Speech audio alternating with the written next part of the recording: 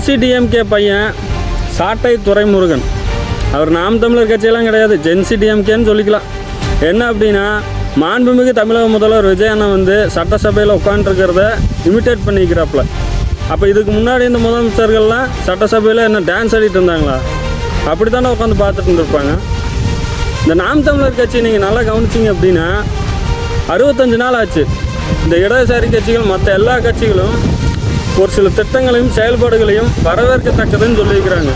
இப்போ வரைக்கும் ஒன்று கூட இந்த நாம் தமிழர் கட்சிக்காரங்க வரவேற்கத்தக்கதுன்னு சொல்லவே இல்லை. டிஎம்கே சொல்லலை அப்படின்னா அது எதிர்கட்சி. நாம் தமிழர் கட்சிக்காரங்க சொல்லியிருக்கணும்ல, ஏன் சொல்லலை? இன்னொரு டவுட் இருக்குது. இந்த திரள் நிதின்னு சொல்லி மக்கள்கிட்ட எலெக்ஷன் டைமில் வாங்குறானுங்களே பரதேசியா, அது வந்து இந்த வெளிநாட்டில் இந்த திருட்டு திமுக பதுக்கி வச்ச பணத்தை தான் இவனுங்க வந்து திரள் நிதின்னு சொல்லி மக்களை ஏமாற்றிட்டு அங்கேருந்து இவனுங்க வாங்கிக்கிறாங்களோ அப்படிங்கிற ஒரு டவுட்டும் வருது நமக்கு. ஏன்னா அவங்க பண்ணுறது அப்படி தான். சொம்ப தூக்குங்கிறான்னா அண்டாவே தூக்கி நிற்கிறாங்க டிஎம்கேக்கு.